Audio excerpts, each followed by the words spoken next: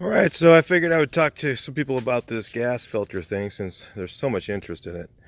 And I'm going to tell you guys what I found and I did some research on this and just to go back a little bit, just to make sure that I'm not just saying something without getting data. Okay, one of the things people complain about, and they say in almost every video that they see this car, and this filter is going to get changed. We have brand new ones. I just haven't had a chance to do it. But they say, well, one thing is you don't need a gas filter. You know, that may or may not be true. That's up to you. All this stuff is up to you. You can put it wherever the hell you want. You can put your gas filter wherever you feel comfortable. But I'm just going to talk to you guys about some of the things that I have seen, some things I haven't seen, and things of that nature to do with the gas filter. So I've actually seen when I didn't have a gas filter, I've actually picked up rust from, I'm not sure where. It could have been in, because the cars are old. It could be in the line going from the front to the rear of the car. A little piece of rust came through and got stuck in my needle. The needle has a really small hole on some of the cars, and that actually picked up in there. So if I put the filter too far up in the front of the car, I may not be protecting myself from that, and it's just a kind of a pain in the ass. I had to figure out why it was running out of fuel, and it was on the freeway when it started stalling, which can be pretty dangerous in today's roads because people just don't look for cars that are stopped like they used to back when these cars were newer. So putting it here, okay, this is my opinion. This is what my data is, and I'm going to go by, okay, I'm going to tell you what that is. Back in the 80s, we always put them on the pressure line with clamps on everything, okay? And I don't like them when they're hanging right over the distributor, because if it did for some reason rupture, in 30 years, I've never seen one of these types rupture. Now, maybe you have, but I'm going to tell you my data on this.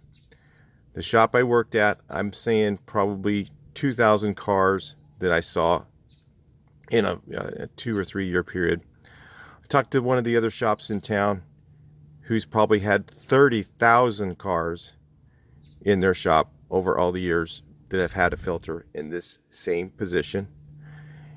And they have never seen one of these rupture and actually catch an engine on fire. Should you put it there? That's up to you. I'm not going to tell you what to do, but I'm just telling you the data on what we've seen.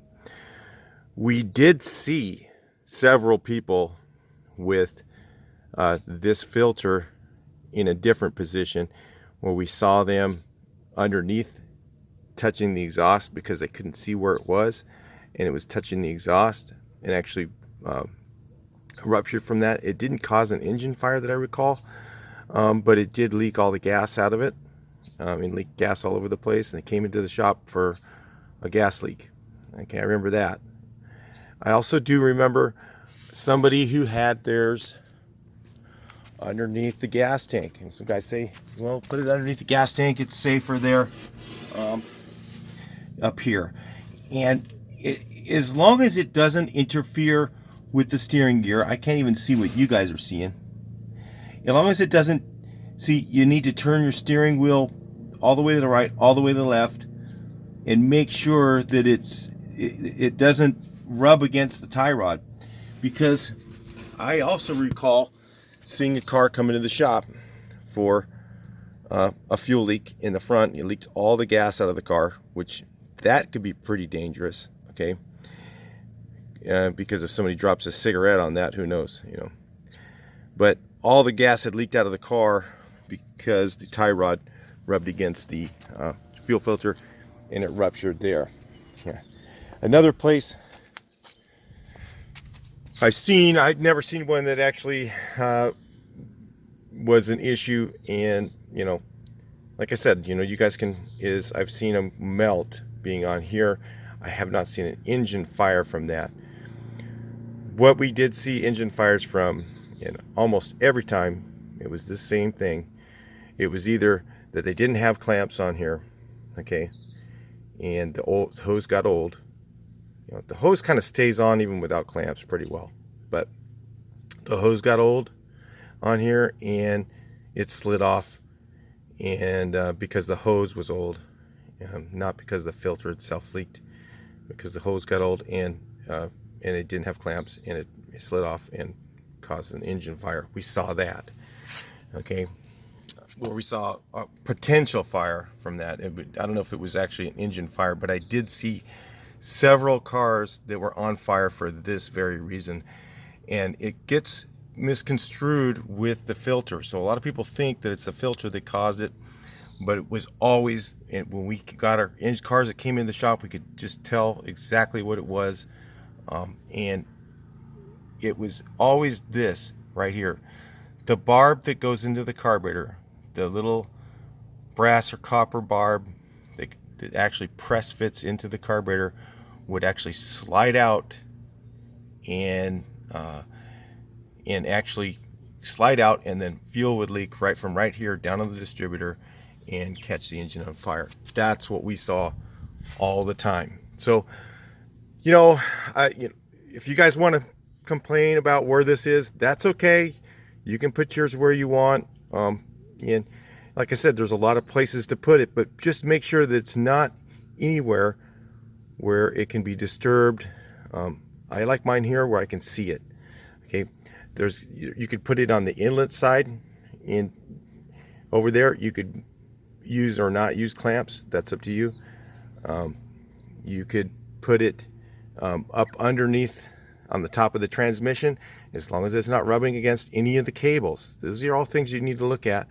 You can put them up there safely, up underneath the transmission, or on the near the transmission, between the transmission and the stuff. But sometimes I've seen them, actually we saw them interfere with the cables and rub through that were on there. Okay, so that's why I put mine here, because I can see it. I can see it. I know it's dirty right now. It needs to be changed, and I'm going to change that. But I just wanted to clarify that for some of the new guys. You know, that's a pretty strong amount of data. You know, I don't know, maybe where you live, maybe that was back to, you know, for a lot of those years we weren't getting the Chinese style ones like they have now, and we were getting the ones from, I think they were Bosch or Brozol, I don't recall, but they were name brand, and I know that those were better than the ones that they have now, are really cheapy Chinese ones. Even those, I haven't heard of anybody that has actually ruptured one of these yet. But, you know, it's all up to you. It's your risk. You want to try it, you know, that's up to you. And that's up to me. You know, if I want to put my fuel filter here, I know that I've done this for years. You know, why would I change something I've been doing for years? Why would I change something I have that kind of data? You know, you're talking about, you know, 30,000 cars or more, and never seen one that ever leaked from this. So, you know, that's a lot of freaking cars. So anyway, but the other thing is the thing that I also have seen leak is those old school, and I don't even make them anymore, but they were glass, and they had two metal pieces on top and bottom, and you'd screw them together.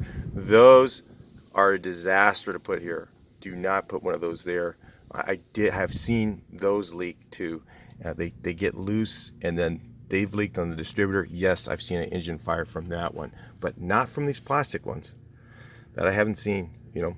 So anyway, that's just my data on it. I'm not giving you any advice. I'm just saying you can do whatever you want to do, but that's what I've seen and what I haven't seen, and clarified that with the local shops that I know. I'll talk to you later. Talk to you next video. Please like, share, and subscribe.